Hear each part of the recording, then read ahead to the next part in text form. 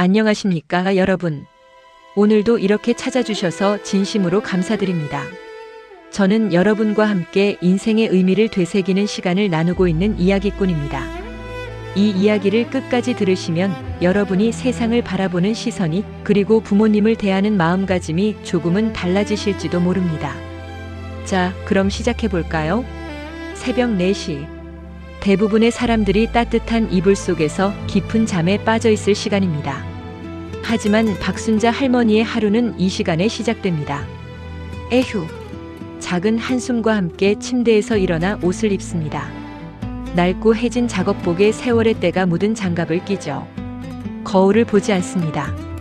볼 필요가 없으니까요. 어차피 화장을 할 것도 아니고 누구를 만날 것도 아니니까요. 현관문을 조용히 열고 나가면 복도에는 다른 집에서 새어나오는 TV 소리만이 들립니다. 새벽 드라마 재방송을 보시는 분이 계신가 봅니다. 또 나가시네, 할머니. 1층 로비에 앉아 계시던 경비 아저씨가 말을 건넵니다. 50대쯤 되어 보이는 그 경비원은 매일 새벽 순자 씨를 보지만 여전히 신기하다는 표정을 짓습니다. 운동 삼아 하는 거지 뭐. 몸을 움직여야 안 아프잖아요. 순자 씨는 언제나처럼 밝게 웃으며 대답합니다. 하지만 경비원의 표정에는 연민과 동정이 가득합니다. 그래도 이 나이에 폐지를 주우시면 얼마나 버시겠어요. 자식들한테 용돈 좀 타 쓰시지. 아이고, 괜찮아요. 난 건강한데 뭐. 순자 씨는 아파트 입구에 세워둔 낡은 리어카를 끌고 나갑니다. 삐걱삐걱 바퀴가 돌아가는 소리가 새벽 정적을 깹니다. 차가운 겨울 새벽 공기가 얼굴을 때립니다. 하지만 순자 씨는 개의치 않습니다. 이미 수년째 해온 일이니까요. 손에 든 집게로 골목 여기저기에 버려진 박스와 폐지를 하나하나 주워 담습니다. 비닐이 섞인 박스를 보며 혀를 찹니다. 2시간 정도 지났을까요? 그래도 하나하나 정성스럽게 분류합니다. 리어카는 어느새 폐지로 가득 찼습니다. 종이는 종이끼리, 비닐은 비닐끼리. 할머니, 또 많이 주우셨네요. 근처 편의점 점원이 따뜻한 커피 한 잔을 내밉니다. 순자 씨의 이마에는 구슬땀이 송글송글 맺혀 있습니다. 아이고, 고맙네. 얼마야? 아니에요, 그냥 드세요. 할머니 매일 우리 앞 청소도 해주시잖아요. 그래, 고맙다 얘야. 순자 씨는 커피를 호호 불며 마십니다. 따뜻한 온기가 몸속으로 스며듭니다. 하지만 그 따뜻함도 잠시, 곧 다시 리어카를 끌고 길을 나섭니다. 그렇게 새벽 7시가 되면 순자 씨는 고물상으로 향합니다. 오늘도 폐지를 팔아받은 돈은 72,000원. 한 달이면 대략 70만원에서 80만원 정도 됩니다. 할머니, 오늘도 수고하셨어요. 고물상 주인이 돈을 건넵니다. 그래, 고맙네. 순자 씨는 그 돈을 소중하게 지갑에 넣습니다. 그리고는 버스를 타고 집으로 돌아옵니다. 하지만 순자 씨가 사는 아파트 단지에서 그녀를 바라보는 시선은 결코 따뜻하지 않았습니다. 저 할머니 또 왔네. 진짜 지저분하게. 단지 내 벤치에 앉아있던 아줌마들이 수군댑니다. 그러게. 저렇게 폐지를 주워야 할 정도면 자식들이 얼마나 불효자들인지 알만하지 않아? 아니, 들었는데 아들이 대기업 다닌다며? 그런데 어머니를 저렇게 방치하다니. 참. 사람들의 수군거림은 순자 씨의 귀에도 들립니다. 하지만 그녀는 아무렇지 않은 척 리어카를 끌고 지나갑니다. 그런데 정작 가장 큰 문제는 따로 있었습니다. 바로 순자 씨의 큰아들 부부였습니다. 순자 씨에게는 2명의 아들이 있었습니다. 큰아들 민수는 대기업에 다니는 부장으로 겉으로 보기에는 성공한 인생이었죠. 작은아들은 지방에서 작은 사업을 하며 살고 있었고요. 큰아들 내외는 순자 씨와 같은 아파트 단지에 살고 있었습니다.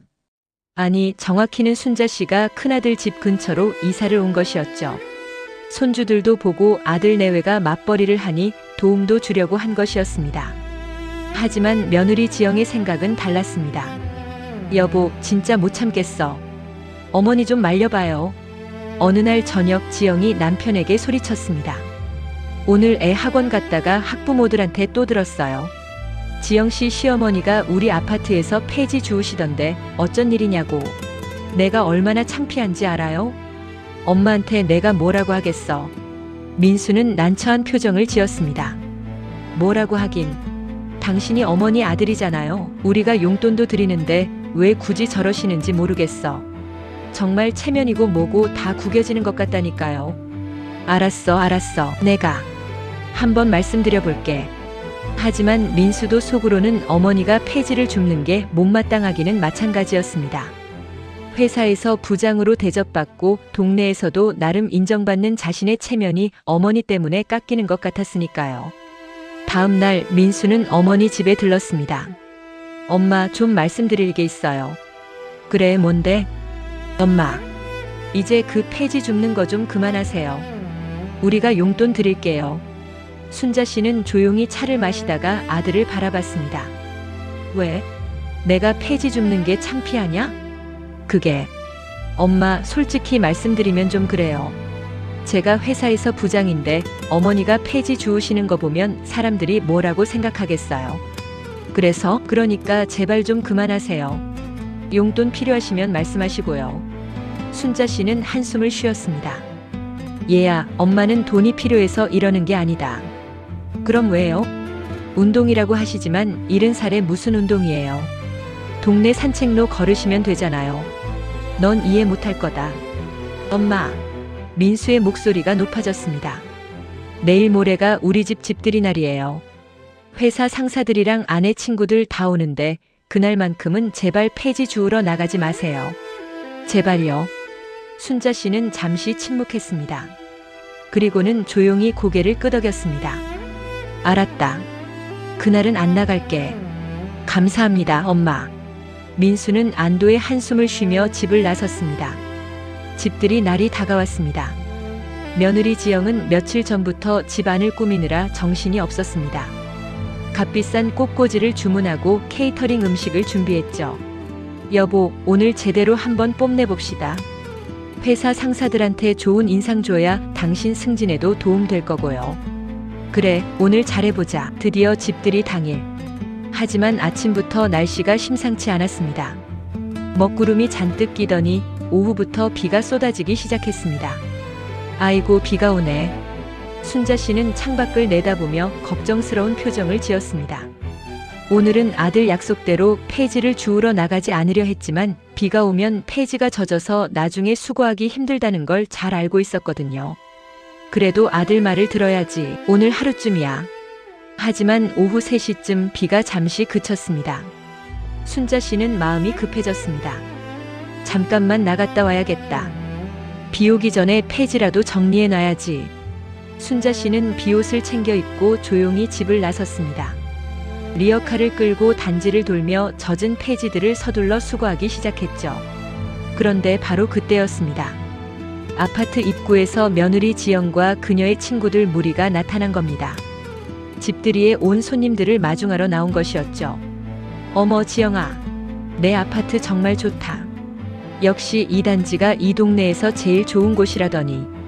맞아, 여기 살면 애들 학군도 좋고. 여자들은 서로 이야기를 나누며 걸어오고 있었습니다. 그리고 순자 씨와 정면으로 마주쳤습니다. 순간 시간이 멈춘 것 같았습니다. 젖은 폐지가 가득 담긴 리어카를 끄는 순자 씨. 비에 젖은 낡은 비옷을 입고 고무장갑을 낀 손으로 폐지를 짚고 있는 모습. 지영의 얼굴이 하얗게 질렸습니다. 저기, 지영아, 저 할머니. 우리 아파트에서 자주 보이는 분 아냐? 친구 중 한 명이 수군거렸습니다. 그러게, 근데 왜 관리실에서는 저런 분들을 내버려 두는 거야? 단지 미관상 안 좋잖아. 또 다른 친구가 말했습니다. 솔직히 좀 지저분해 보이긴 하네. 우리 아파트 같은 데는 저런 분들 출입 못하게 하던데. 순자 씨는 그 말들을 모두 들었습니다. 하지만 가만히 서서 며느리를 바라봤습니다. 지영은 순자 씨와 눈이 마주치자 황급히 시선을 피했습니다. 그리고는 친구들에게 손사래를 치며 말했습니다. 아, 아냐. 나도 누군지 잘 모르겠어. 그냥 동네 떠돌이 노인이겠지. 여기 가끔 이런 분들 오거든. 얼른 들어가자. 비 또 올 것 같아. 떠돌이 노인. 그 말이 순자 씨의 귀에 박혔습니다. 며느리의 입에서 나온 떠돌이 노인이라는 말이. 순자 씨는 얼어붙은 듯 그 자리에 서 있었습니다. 빗물이 얼굴을 타고 흘러내렸지만 그게 눈물인지 빗물인지 구분이 가지 않았습니다. 지영은 친구들을 재촉해 빠르게 현관으로 향했습니다. 뒤를 돌아보지 않았습니다. 아니, 돌아볼 수 없었습니다. 순자 씨는 멍하니 그 자리에 서 있었습니다. 비가 다시 내리기 시작했습니다. 하지만 움직일 수가 없었습니다. 가슴 속에서 무언가가 무너지는 것 같았습니다. 떠돌이 노인이라. 그동안 며느리의 차가운 시선, 아들의 부끄러워하는 눈빛, 동네 사람들의 수군거림, 모두 참아왔습니다. 이해하려고 노력했습니다. 하지만 떠돌이 노인이라는 말은 너무했습니다. 바로 그때였습니다. 아파트 입구로 검은색 고급 세단 한 대가 천천히 들어왔습니다. 번호판을 보니 관용 차량이었습니다. 차에서 단정한 정장을 입은 50대 중년 남성이 우산을 들고 급히 내렸습니다. 그리고는 순자 씨에게 달려왔습니다. 아이고, 이사장님, 여기서 뭐 하시는 겁니까? 비를 이렇게 맞으시고. 남자는 당황한 표정으로 순자 씨에게 우산을 씌워드렸습니다. 제가 전화를 드렸는데 안 받으셔서 직접 찾아왔습니다. 이사장님 건강... 지영과 친구들은 엘리베이터를 기다리다가 그 소리에 뒤를 돌아봤습니다. 저 사람이 방금 뭐라고 했어? 이사장님이라고 한 것 같은데? 친구들이 수군거렸습니다. 지영의 심장이 빠르게 뛰기 시작했습니다. 뭔가 잘못된 느낌이 들었습니다. 중년 남성은 순자 씨의 리어카를 대신 끌려고 했습니다. 이사장님, 이건 제가 할게요. 어디 가셔야 하시는 겁니까? 괜찮아요, 김 국장. 이건 내가 할 일이에요. 순자 씨의 목소리는 여전히 조용했지만 뭔가 달랐습니다. 존엄과 품위가 느껴졌습니다. 하지만 이사장님, 이번 달에도 폐지판 돈 72만 원을 전액 기부하셨다고 보고받았습니다. 그 돈으로 희망 장학회 아이들이 공부하고 있습니다. 저희 재단에서 이사장님께 충분한 활동비를 드리는데 왜 이렇게 고생을 하십니까? 희망 장학회. 그 이름을 듣는 순간 지영의 얼굴에서 핏기가 완전히 사라졌습니다. 희망 장학회는 이 지역에서 가장 유명한 장학재단이었습니다. 매년 수십 명의 저소득층 학생들에게 장학금을 주는 곳이었죠. 지영도 그 재단 이름을 들어본 적이 있었습니다. 저 할머니가 그 재단의 이사장님이시라고요? 친구 중 한 명이 떨리는 목소리로 물었습니다. 김 국장은 계속 말을 이었습니다. 이사장님, 다음 주 화요일에 시장님이 직접 감사패를 전달하신답니다. 지난 10년간 이사장님께서 기부하신 금액이 30억 원이 넘는다고 하시더라고요. 그런데 정작 이사장님은 30억 원. 그 금액을 듣는 순간 지영은 다리에 힘이 풀려 벽에 기댔습니다. 어머니? 지영의 입에서 떨리는 목소리가 흘러나왔습니다. 순자 씨가 천천히 고개를 돌려 며느리를 바라봤습니다. 그 눈빛에는 실망과 슬픔이 가득했습니다. 김 국장은 순자 씨에게 서류 봉투 하나를 건넸습니다. 이사장님, 이번 달 기부 영수증과 장학생들이 보낸 감사 편지입니다. 아이들이 이사장님을 얼마나 그리워하는지. 순자 씨는 봉투를 받아들었습니다. 고맙네요, 김 국장. 아이들 잘 지내고 있죠? 네, 덕분에 모두 열심히 공부하고 있습니다. 특히 이번에 서울대 합격한 민지라는 학생 기억하시죠? 그 아이가 이사장님께 꼭 인사드리고 싶다고 했습니다. 그래요? 민지가. 기특하네. 순자 씨의 얼굴에 잠깐 미소가 스쳤습니다. 지영은 모든 게 믿기지 않았습니다. 자신이 떠돌이 노인이라고 부른 그 시어머니가 30억 원을 기부한 장학재단 이사장이라니. 친구들의 시선이 따갑게 느껴졌습니다. 지영아, 저분이 정말 내 시어머니세요? 한 친구가 조심스럽게 물었습니다. 지영은 대답할 수가 없었습니다. 그저 고개를 끄덕일 뿐이었습니다. 세상에. 그럼 아까 우리가 한 말들을. 친구들도 얼굴이 하얗게 질렸습니다. 김 국장은 순자 씨께 계속 말씀드렸습니다. 이사장님, 재단 이사회에서도 말이 많습니다. 이사장님께서 왜 이렇게 검소하게 사시는지, 왜 굳이 폐지를 주어서 그 돈을 기부하시는지 이해가 안 된다고들 하십니다. 내가 검소한 게 아니라 이게 내 본 모습이에요. 난 원래 이렇게 살았던 사람이니까. 순자 씨는 조용히 말했습니다. 그리고 폐지를 줍는 이유도 간단해요. 남의 돈이 아니라 내 손으로 직접 번 돈으로 남을 돕고 싶어서예요. 그게 진짜 기부라고 생각하거든요. 그 말을 듣는 순간 지영은 무릎이 꺾이는 것을 느꼈습니다. 김 국장이 돌아간 후 순자 씨는 젖은 옷을 털며 천천히 자신의 집으로 향했습니다. 지영은 친구들에게 먼저 올라가 있으라고 하고 조심스럽게 순자 씨를 따라갔습니다. 어머니, 왜?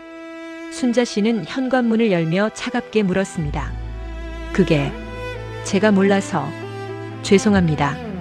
몰라서? 내가 몰랐던 게 뭔데? 내가 돈이 많다는 걸? 아니면 내가 사람이라는 걸? 순자 씨의 말에 지영은 아무 대꾸도 할 수 없었습니다. 들어와. 순자 씨는 지영을 거실로 안내했습니다. 그리고는 오래된 앨범 한 권을 꺼내왔습니다. 앉아. 지영은 조심스럽게 소파에 앉았습니다. 순자 씨는 앨범을 펼쳤습니다. 거기에는 낡은 흑백 사진들이 가득했습니다. 이게 내가 25살 때 사진이야. 보이니? 사진 속에는 젊고 아름다운 여성이 작은 고물상에서 정리하고 있었습니다. 당신 남편, 그러니까 내 남편이 고물상을 하던 시절이지. 우린 가난했어. 하루 벌어 하루 먹고 사는 삶이었지. 순자 씨는 다음 페이지를 넘겼습니다. 하지만 우리는 행복했어. 남편은 정직했고 난 성실했거든. 우리는 고물을 모으고 분류하고 팔면서 조금씩 돈을 모았지. 또 다른 사진. 이번에는 작은 건물 앞에서 찍은 사진이었습니다. 20년이 지나니까 작은 건물 하나를 살 수 있었어. 그리고 30년이 지나니까 지금은 이 지역에 건물 5채를 갖게 됐지. 지영의 눈이 커졌습니다. 건물 5채라니. 하지만 남편이 10년 전에 세상을 떠났어. 나한테 유언을 남겼지. 여보, 우리가 이렇게 번 돈은 우리 것만이 아니오. 이 사회가 우리를 키워줬으니 사회에 돌려줘야 하오. 순자 씨의 목소리가 떨렸습니다. 그래서 난 남편과의 약속을 지키고 있어. 건물에서 나오는 월세 수입 대부분을 재단에 기부하고 있지. 그리고 남은 돈으로 검소하게 살아. 그럼 어머니는 왜 굳이 폐지를? 왜냐고? 내가 잊지 않기 위해서야. 순자 씨는 창밖을 바라봤습니다. 내가 어디서 왔는지, 내 뿌리가 무엇인지 잊지 않기 위해서. 그리고 내 손으로 직접 번 돈으로 남을 돕고 싶어서. 그게 진짜 내 돈이니까. 지영은 울음이 터져 나왔습니다. 어머니, 저는 너는 겉모습만 봤어. 리어카 끄는 늙은 여자만 봤지. 그 속에 담긴 영혼은 보지 못했어. 순자 씨는 앨범을 덮었습니다. 그리고 오늘 너는 나를 떠돌이 노인이라고 불렀지. 죄송합니다. 정말 죄송합니다. 지영은 무릎을 꿇고 오열했습니다. 그날 저녁 아들 민수도 아내에게 전화를 받고 황급히 어머니 집으로 왔습니다. 엄마, 제가 잘못했습니다. 민수는 어머니 앞에 무릎을 꿇었습니다. 저는 엄마가 창피했습니다. 폐지 줍는 엄마가 부끄러웠어요. 하지만 정작 부끄러워해야 할 건 저였네요. 순자 씨는 한참을 말이 없었습니다. 그리고는 방 안에서 낡은 통장 하나를 꺼내왔습니다. 이게 뭔지 아니? 너희 몰래 내가 모아둔 돈이야. 너희가 성실하게 살고 남을 무시하지 않고 살면 유산으로 주려고 했지. 통장의 잔액을 본 민수와 지영은 숨이 멎는 듯 했습니다. 15억 원.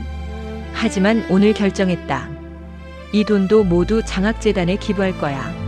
엄마, 너희에게는 돈보다 더 중요한 걸 남겨줘야겠어. 바로 사람을 귀하게 여기는 법이야.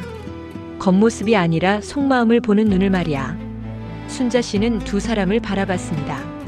너희가 진짜 부자가 되려면 통장 잔고가 아니라 타인을 향한 따뜻한 시선을 가져야 해. 그게 진짜 유산이야. 민수와 지영은 머리를 조아렸습니다.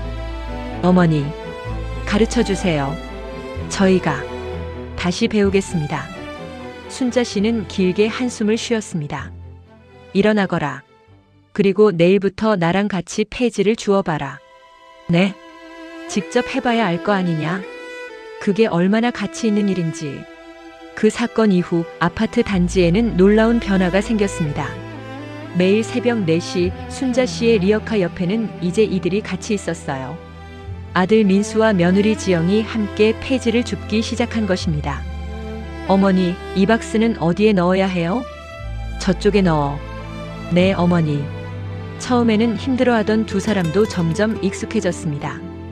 그리고 무엇보다 세상을 바라보는 시선이 달라졌습니다. 새벽 거리를 청소하는 환경미화원 아저씨께 인사를 건네고 편의점 야간 알바생에게 따뜻한 말을 건네고 경비원 아저씨와 도란도란 이야기를 나누게 되었습니다. 그동안 제가 이분들을 한 번도 제대로 본 적이 없었어요. 지영이 어느 날 고백했습니다. 그저 청소하는 사람, 경비 서는 사람으로만 봤지 그분들이 어떤 인생을 사는 사람인지 어떤 마음을 가진 분인지는 생각해 본 적이 없었어요. 순자 씨는 며느리의 머리를 쓰다듬었습니다. 이제 알았으면 됐다. 늦지 않았어. 3개월 후 민수 가족은 작은 결정을 했습니다. 아이들과 함께 매달 한 번씩 복지관에서 봉사활동을 하기로 한 것입니다. 할머니, 할아버지들이 우리 아빠가 부장님인 줄 알면 신기해하실까? 손주가 물었습니다. 아니야. 그분들은 내 아빠가 부장이든 사원이든 관심 없으실 거야. 대신 내가 얼마나 따뜻한 마음을 가진 아이인지를 보실 거란다. 순자 씨의 말에 손주는 고개를 끄덕였습니다. 우리는 살면서 너무나 쉽게 사람을 판단합니다. 겉모습을 보고, 직업을 보고, 입은 옷을 보고, 끄는 리어카를 보고 그 사람의 전부를 안다고 착각하죠. 하지만 모든 사람에게는 우리가 보지 못하는 깊은 사연이 있습니다. 보이는 것 너머의 진실이 있습니다. 부모님도 마찬가지입니다. 지금도 새벽 시장에 나가시는 어머니, 밤늦게까지 일하시는 아버지를 보며 왜 저렇게 고생하시나 싶으실 수도 있습니다. 하지만 그 고생 뒤에는 자식에 대한 사랑이, 삶에 대한 책임감이, 그리고 자신만의 신념이 담겨 있을 수 있습니다. 오늘 당장 지금 이 순간 부모님께 전화 한 통 드려보시는 건 어떨까요? 사랑합니다. 감사합니다. 존경합니다. 그 3마디가 어쩌면 그 어떤 유산보다, 그 어떤 선물보다 값질 수 있습니다. 그리고 기억하십시오. 진정한 부자는 통장 잔고로 결정되는 게 아니라 타인을 향한 따뜻한 시선의 깊이로 결정된다는 사실을 말입니다. 겉모습만 보고 사람을 판단하지 마십시오. 모든 사람에게는 각자의 이야기가 있습니다. 그 이야기를 들어줄 준비가 되어 있는 사람이 진정한 어른이고 진정한 부자입니다. 오늘 이 이야기가 여러분의 마음에 작은 울림이 되었기를 바랍니다. 그리고 오늘 저녁 가족들의 얼굴을 한 번 더 들여다보시기를 바랍니다. 오늘도 여러분의 인생이 보석처럼 빛나기를 응원합니다. 시청 감사합니다.